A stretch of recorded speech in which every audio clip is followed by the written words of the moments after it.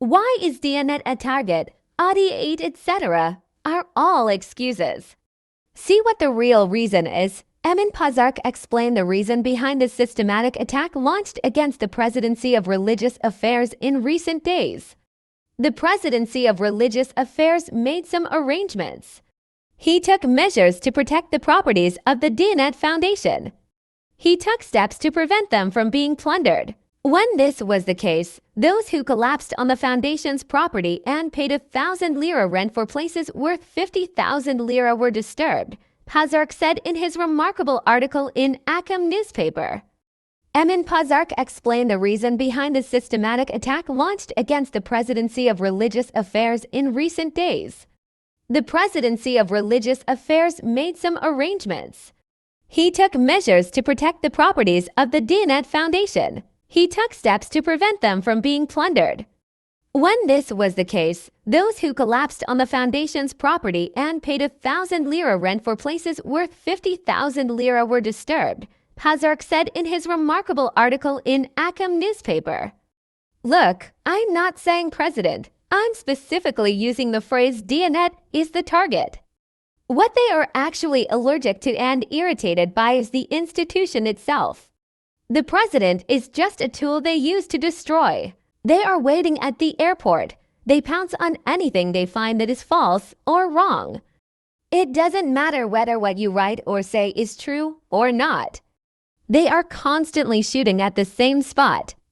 They target the president of the institution and organize campaigns. If a priest did it, they would say how nice, wonderful.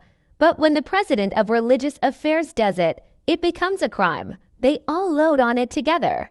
Unfortunately, there are also those within the institution who support these, knowingly or unknowingly.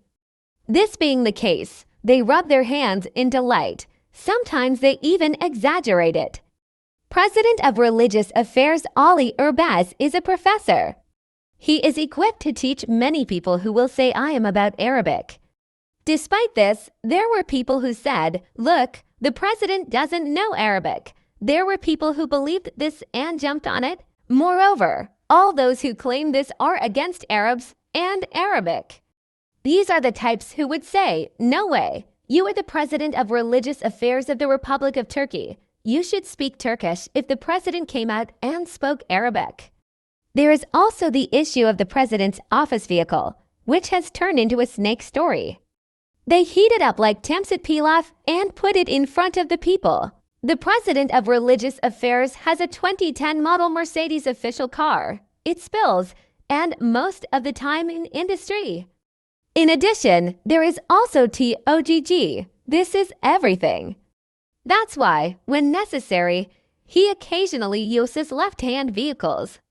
The Audi A8, photographed about a month ago, is also an externally procured vehicle. In those days, he drove not only that, but also another Passat vehicle. But they only talked about Audi, which did not belong to them. Of course, the goal is clear, to wear down the institution by targeting the president. What should the president do? Should he have traveled by high-speed train to follow the affairs of the institution? Asterisk, asterisk, asterisk. Now let's come to the point where the Clarion calls bullshit ... When did these attacks start? Why was it brought to the agenda? The Presidency of Religious Affairs made some arrangements. He took measures to protect the properties of the Diyanet Foundation. He took steps to prevent them from being plundered.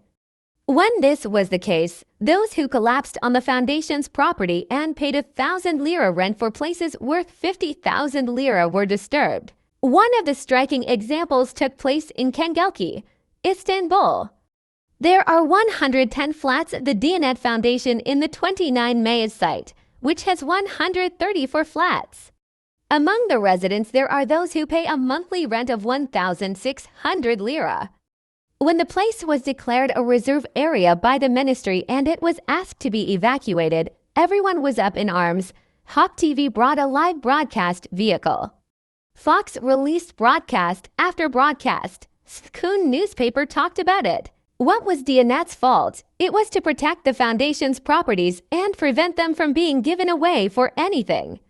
Moreover, He promised to cover the moving expenses of the residents and provide 5,000 lira rental support for a year. Now they are coming to implement something similar and they will attack again.